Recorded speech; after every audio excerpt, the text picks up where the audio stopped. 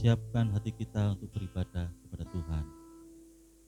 Ini hatiku menyembahmu.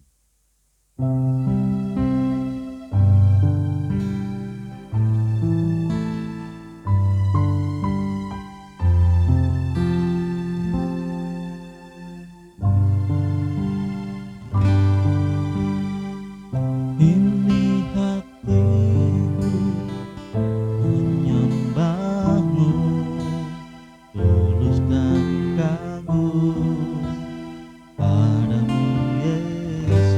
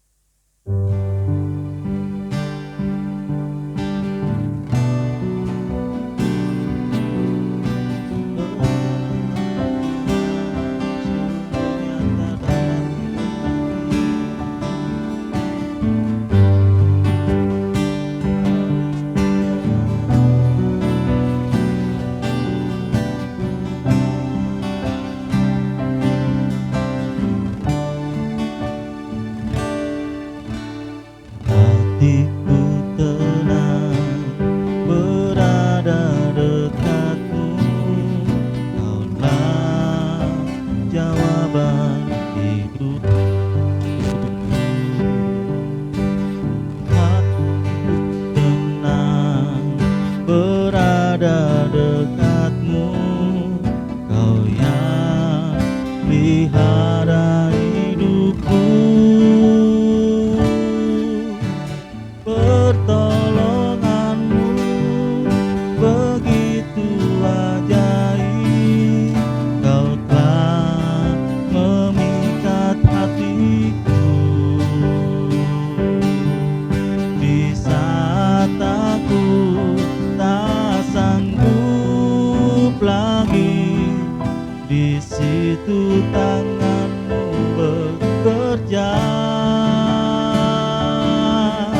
Pertolonganmu begitu ajaib, Kau telah memikat hatiku. Kini mataku tertuju padamu, ku rasakan kasih-Mu Tuhan. Kita ulangi dari awal. Hatiku tenang berada dekat-Mu, Kaulah jawaban hidupku.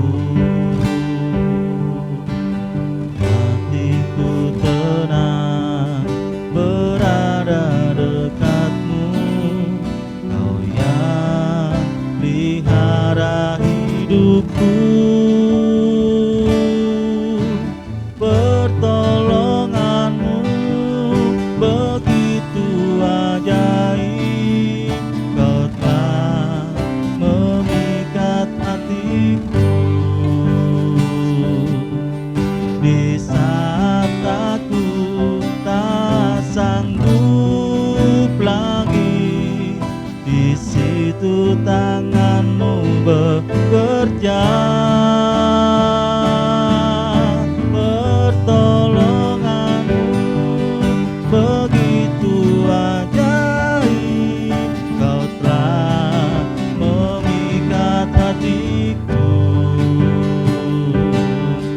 Kini mataku tertuju padamu, ku rasakan kasih-Mu Tuhan. Sekali lagi pertolonganmu begitu ajaib, Kau telah memikat hatiku. Di saat aku tak sanggup lagi, di situ tangan-Mu bekerja.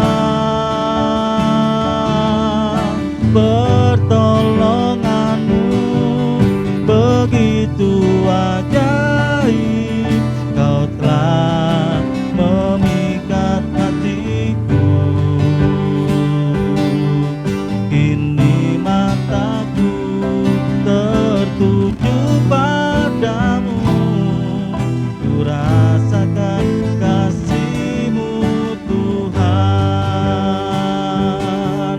Kini mataku tertuju padamu, ku rasakan kasih-Mu Tuhan. Oh, ku rasakan kasih-Mu Tuhan. Ku rasakan kasih-Mu Tuhan.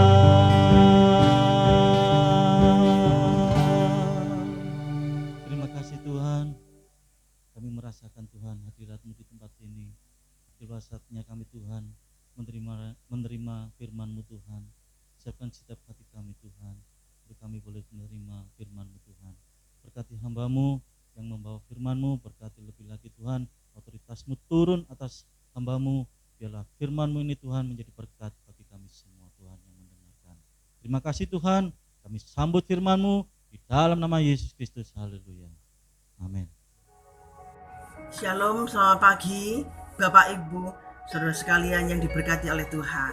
Ya, Pada pagi hari ini kita berterima kasih, bersyukur kepada Tuhan karena telah memberi waktu kepada kita untuk beribadah, untuk mendengar dan merenungkan firman Tuhan. Puji Tuhan ya.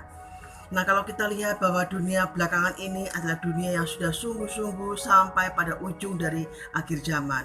Semua gembala, semua hamba Tuhan, semua anak Tuhan membicarakan bahwa sungguh-sungguh ini adalah akhir dari akhir zaman. Ya, benar. Semua nubuatan dalam Alkitab telah digenapi satu demi satu.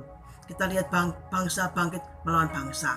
Penyakit sampar, kemudian juga banyak sekali bencana-bencana, dan juga banyak sekali penderitaan anak-anak Tuhan karena pengiringannya, karena imannya kepada Tuhan. Satu lagi yang saya ingin bagikan kepada kita bersama pada pagi hari ini. Saya belakangan menjumpai adalah informasi mengenai ada satu yayasan, yaitu One for Israel. Ini adalah yayasan yang didirikan oleh Dr. Erez Sorev, yaitu seorang Yahudi yang ingin mengumpulkan orang-orang Yahudi datang kembali ke Israel. Dan kemudian yayasan ini didirikan tahun 1990, dan pada tahun 2013 yayasan ini sudah mendirikan sekolah Alkitab untuk juga mengajar para pemuda-pemudi Israel untuk belajar firman Tuhan, belajar Alkitab yang benar, firman Tuhan yang benar, untuk mengenal Allah yang benar, ya, yaitu mereka Yeshua the Messiah, ya, Yeshua the Messiah. Mereka percaya kepada Yesus Kristus sekarang ini, puji Tuhan. Dulu orang-orang Yahudi ini nggak percaya dan selalu menanti-nantikan Mesias.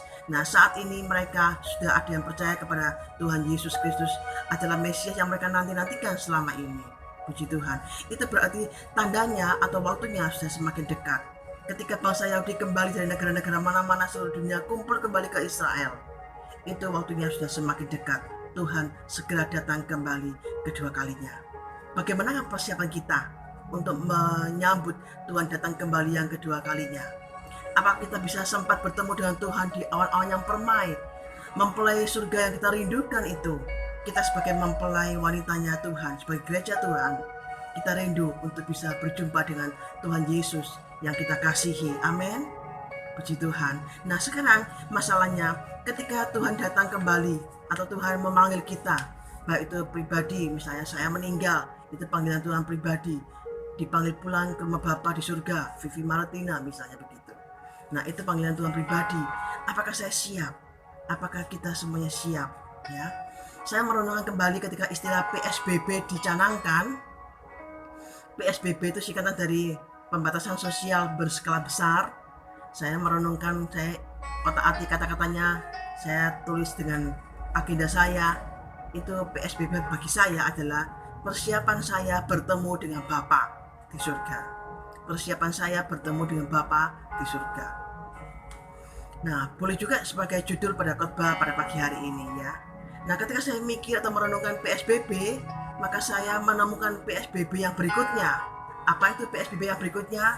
Saya otak-atik lagi permainan kata-kata itu. PSBB yang berikutnya bagi saya adalah perenungan saya atau pengiringan saya belum benar. Saya ulangi lagi, pengiringan saya ternyata belum benar PSBB. Ketika saya mendapatkan PSBB yang pertama bagi saya, maka saya menjumpai PSBB yang kedua bagi saya. Saya belum benar mengiring Tuhan, ya. Saya belum benar untuk kesetiaan saya kepada Tuhan. Bapak Ibu sekalian, kita akan melihat di 2 Petrus 3 ayat 9 sampai 11. 2 Petrus 3 ayat 9 sampai 11.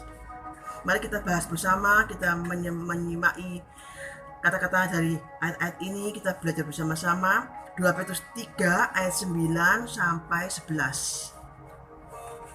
Bapak Ibu saudara sekalian, menyimak di Alkitab masing-masing, saya akan membaca bagi kita sekalian.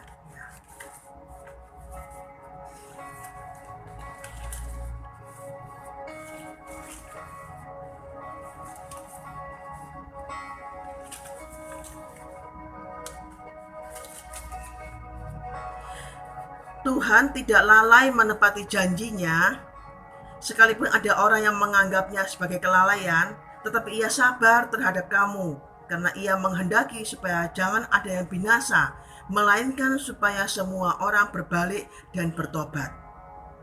Tetapi hari Tuhan akan tiba seperti pencuri, Pada hari itu langit akan lenyap dengan gemuruh yang dahsyat dan unsur-unsur dunia akan hangus dalam nyala api dan bumi dan segala yang ada di atasnya akan hilang lenyap.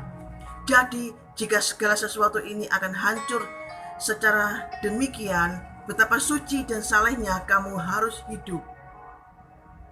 Kita garis bawahi betapa suci dan salehnya kamu harus hidup. Bapak Ibu Saudara sekalian, kita menantikan dan menunggu-nunggu kedatangan Tuhan. Nah, Tuhan minta ya, di dalam ayat ini kita tahu Tuhan minta bahwa kita harus saleh, harus suci hidup kita ini. Itu adalah syarat untuk bisa ketemu, bisa berjumpa dengan Tuhan, bisa menyambut Tuhan datang kembali kedua kalinya. Kita harus suci dan saleh hidup kita ini. Nah, itu sulit bukan? Ya, nggak mudah untuk menjalani hidup yang suci dan saleh. Seperti apa kita bisa saleh? Seperti apa kita harus suci? Harus sama kriterianya dengan Tuhan, dengan standarnya Tuhan. Nah, Tuhan kiranya menolong kita, Roh Kudus kiranya menolong kita sekalian. Pertanyaannya, mengapa kita harus saleh, harus suci seperti itu? Kok nggak seperti biasa-biasa asal kita percaya Tuhan, ke gereja, ya cukuplah sudah. Saya percaya Yesus selamat, ya cukuplah. Tidak, saudara. Kita harus suci, harus saleh, harus sungguh-sungguh menjadi sempurna seperti Tuhan adalah sempurna. Karena kriterianya Tuhan adalah sempurna, Dia adalah kudus. Imamat 11 ayat 14 dan 19 ayat 2b mengatakan bahwa Tuhan adalah Tuhan yang kudus, sehingga Dia minta kita untuk kudus.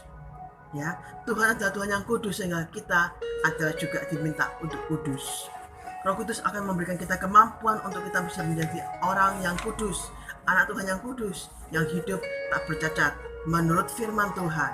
Setiap hari kita bergumul, setiap hari kita membaca firman, berdoa, maka Roh Kudus menuntun kita untuk bisa menjadikan hidup ini kudus. Amin. Bapak Ibu Saudara sekalian, puji Tuhan. Nah, Bapak Ibu Saudara sekalian, saatnya kita akan membahas mengenai kata-kata suci dan saleh, ya, kata suci dan saleh. Kita lihat bahwa dalam bahasa Ibrani kata suci itu adalah kados, ya, kados. Artinya terpisah, dikhususkan dan murni. Ini mengacu kepada keberadaan Tuhan yang memang adalah kudus, adalah kados. Dalam bahasa Yunani juga kata suci dituliskan hagios. Ini berarti kita sebagai umat percaya mempersembahkan hidup ini harus juga kudus, suci, kudus. Nah, mengapa kita harus mempersembahkan hidup ini sebagai hidup yang kudus? Tuhan telah dengan darahnya yang mahal begitu rupa menebus kita, ya. Maka kita sebagai ucapan syukur kita mempersembahkan hidup ini menjadi persembahan yang hidup yang kudus, yang boleh menyenangkan hati Tuhan. Di dalam Roma 12 ayat 1 disebutkan di situ, di dalam Roma 12 ayat 1 dan 2, kita lihat bersama-sama ayat ini, Bapak Ibu Saudara sekalian. Karena itu saudara-saudara, demi kemurahan Allah, aku menasihatkan kamu supaya kamu mempersembahkan tubuhmu sebagai persembahan yang hidup, yang kudus, dan yang berkenan kepada Allah. Itu adalah ibadahmu yang sejati. Janganlah kamu menjadi serupa dengan dunia ini, tetapi berubahlah oleh pembaharuan budimu, sehingga kamu dapat membedakan manakah kehendak Allah, apa yang baik, yang berkenan kepada Allah, dan yang sempurna. Tidak mudah ya, gampang diucapkan tapi nggak mudah untuk dilakukan, ya. Tetapi inilah firman Tuhan yang meminta kita untuk bisa mempersembahkan hidup ini sebagai persembahan yang hidup yang berkenan, mempersembahkan tubuh ini yang didiami oleh baitnya sebagai baitnya Roh Kudus, supaya Roh Kudus kerasan, kita harus mempersembahkan sebagai persembahan yang hidup yang berkenan. Itu adalah ibadah yang sejati. Jadi bukan hanya semata-mata kita suka menyembah, suka berbuat baik, suka melayani, rajin beribadah ke gereja dan seterusnya. Tetapi lebih dari itu, ibadah sejati adalah kita mempersembahkan seluruh hidup ini sebagai persembahan yang berkenan kepada Tuhan. Itu berarti harus cocok dengan firman Tuhan. Bagaimana itu bisa kita wujudkan? Roh Kudus yang mampukan kita, ya. Kita nggak mampu kalau sendirian, nggak mampu karena kita masih daging, ya. Tetapi Roh Kudus akan memberikan kita kemampuan asal kita mau ditempa, asal kita mau dipahat. Seperti istilah karakter itu, bahasa aslinya adalah diukir, dipahat, atau mengukir, memahat. itu berarti ada bagian-bagian yang harus ditekan, dilukai, dipahat dengan alat yang memahat itu, sehingga terbentuk sesuatu yang baik. Karakternya itu adalah seperti itu. Nah, karakter kita pun dibuat seperti karakter Kristus. Itu berarti perlu tempaan-tempaan, perlu pahatan-pahatan, perlu sesuatu dalam hidup ini yang terjadi sehingga karakter kita ini boleh dibentuk makin menjadi dewasa. Tuhan atau mempelai pria surga itu nggak mungkin menikah dengan mempelai wanita yang kanak-kanak, tapi harus dewasa, yang kudus, yang nggak bercacat. Amin, puji Tuhan ya. Kalau kita lihat, kita di stay at home, ada begitu banyak channel-channel YouTube yang kita bisa lihat, kita ikuti. Khotbah ini, khotbah itu, ada banyak pelajaran-pelajaran yang kita senang mengikutinya. Saya pun juga demikian ya. Ada pujian-pujian yang kita senang mendengarnya. Kita ikut juga memuji, kita ikut menyembah Tuhan. Tapi hati-hati, kita memiliki rumah sendiri, kita memiliki gembala sendiri, gereja lokal sendiri yang meskipun mungkin sederhana, yang kecil, yang nggak bisa dibanggakan seolah-olah, tetapi ingat bahwa itulah otoritas Tuhan atas kita, atas dirinya sebagai gembala yang memimpin kita di gereja masing-masing. Itu kita menghormati, kita memberikan penghormatan yang khusus dibandingkan dengan channel-channel yang YouTube yang di luar sana, yang juga tetap baik, tapi kita lebih harus perhatikan channel YouTube atau mungkin gereja lokal sendiri. Amin. Puji Tuhan ya. Nah, kata saleh di sini adalah berarti beribadah dengan sungguh-sungguh, taat, dan menumbuhkan iman dengan sungguh-sungguh, menjalankan ibadah dengan sungguh-sungguh. Itu berarti perhatikanlah setiap firman yang keluar dari mimbar gembala kita. Firman yang disampaikan oleh hamba Tuhan yang menjadi otoritas atas kita. Ya, itu pengajaran-pengajaran yang harus kita perhatikan. Karena begitu banyak di akhir zaman ini, pengajaran yang begitu banyak yang harus kita hati-hati, kembalikan ke Alkitab, apakah itu cocok dengan firman Tuhan yang benar-benar sepenuhnya, Injil sepenuh, apakah cocok benar-benar dengan kebenaran firman Tuhan. Kalau kita lihat PSBB, persiapan saya bertemu dengan Bapa di surga, apakah saya siap sungguh-sungguh jika firman yang saya kaji, yang saya punya selama ini bukan firman yang benar, maka harus hati-hati. Amin. Nah, terakhir Bapak-Ibu sekalian, untuk bertemu dengan Bapa Surgawi, kita harus menjadi gereja yang sempurna. Itu sebabnya perhatikan ketika kita kembali new normal, orang bilang kita harus ekstra pakai masker, cuci tangan, harus pakai goggle kacamata itu supaya jangan ada virus yang masuk ke dalam tubuh kita. Maka saya refleksikan juga bahwa kita jaga mulut, jaga perbuatan tangan kita, jaga mata ini supaya jangan ada virus-virus yang akan mempengaruhi kerohanian kita, sehingga kita menjadi terkamirkan kembali, sehingga kita menjadi tertular oleh dunia ini. Jangan serupa dengan dunia. Firman Tuhan katakan, pembaharuan budi ini harus kita kerjakan supaya kita sungguh-sungguh kudus. Hidup ini berkenan kepada Tuhan, supaya ketika Tuhan datang nanti, Tuhan jumpai kita setia sebagai hamba yang mengerjakan talentanya, yang setia mengerjakan panggilannya, dan sebagai gadis yang bijaksana yang membawa pelita ini penuh dengan minyak. Hidup kita ini dipenuhi dengan Roh Kudus, punya minyak Roh Kudus. Cari Roh Kudus terus ya. Itu andalan hidup ini sehari-hari Bapak Ibu sekalian ya. Puji Tuhan. Ayat terakhir adalah 1 Tesalonika 3 ayat 13 ya. 1 Tesalonika 3 ayat 13. Mari kita membaca sama-sama ayat ini ya. Sudah ketemu semuanya? Kita membaca sama-sama 1 Tesalonika 3 ayat 13. 1, 2, 3. Kiranya Dia menguatkan hatimu supaya tak bercacat dan kudus di hadapan Allah dan Bapa kita pada waktu kedatangan Yesus Tuhan kita dengan semua orang kudusnya. Amin. Untuk firman Tuhan, kita boleh menyongsong Tuhan datang dengan hidup berkenan kepada Tuhan melalui doa, firman, dan Roh Kudus. Kiranya Roh Kudus tolong kita sekalian. Tuhan Yesus memberkati kita sekalian. Puji Tuhan. Haleluya. Amin. Amin. Puji Tuhan, kita sudah sama-sama menikmati berkat rohani firman Allah yang sudah kita sama-sama dengar di pagi hari ini. Saya percaya firman Tuhan selalu memberikan kita kekuatan yang baru. Untuk itu di pagi hari ini, sebelum kita akan akhiri ibadah, mari kita akan berdoa untuk semuanya, berdoa untuk pelayanan yang kita sudah kerjakan bersama di pagi hari ini. Haleluya, haleluya, haleluya. Bapa yang kami panggil di dalam nama Tuhan Yesus Kristus, segala hormat kemuliaan hanya bagi Engkau Tuhan di tempat yang maha tinggi, yang senantiasa menolong dan yang senantiasa memberkati kehidupan kami.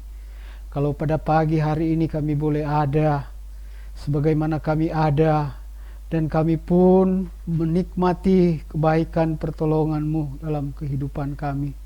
Terlebih kami menikmati kebenaran firman Allah yang sudah meneguhkan iman percaya kami kepada Engkau Tuhan. Tuhan, senantiasalah kiranya Engkau memberkati hamba-Mu yang Tuhan sudah pakai untuk menjadi saluran berkat bagi kami semua dalam ibadah ini. Firman yang disampaikan semuanya itu berasal daripada Tuhan, dan firman ini Tuhan boleh bertumbuh bagi kehidupan kami semua dan berbuah untuk hormat bagi kemuliaan nama Tuhan. Memberkati semua jemaat, memberkati semua pelayan-pelayan-Mu juga Tuhan, memberkati kami semua, dan Tuhan berkaryalah senantiasa dalam kehidupan kami, dalam pengiringan kepada Engkau. Terima kasih. Kami berdoa Tuhan Yesus untuk negara kami ini, biar senantiasa dalam pemeliharaan Tuhan, senantiasa negara kami diberikan ketentraman, senantiasa negara kami diberikan satu kehidupan yang benar-benar menjadi warga negara kami semua dapat mengandalkan Engkau Tuhan. Terima kasih ya Tuhan. Kami akan akhiri ibadah kami di pagi hari ini, serta kami menaikkan pujian dan syukur kami kepada Engkau Tuhan. Kami akan terima berkat Tuhan, dan kami mau buka hati dan kami mau tadahkan tangan di hadapan Engkau. Haleluya, haleluya. Kekasih Tuhan, terimalah berkat yang dari Allah Bapa dan cinta kasih dari anaknya Yesus Kristus, persekutuan Allah Roh Kudus menyertai kita semua pagi hari ini dan sampai selama-lamanya. Di dalam nama Tuhan Yesus Kristus mengucap syukur atas berkat-Mu. Kami alaskan doa kami ini dalam nama Tuhan Yesus Kristus. Haleluya. Amin.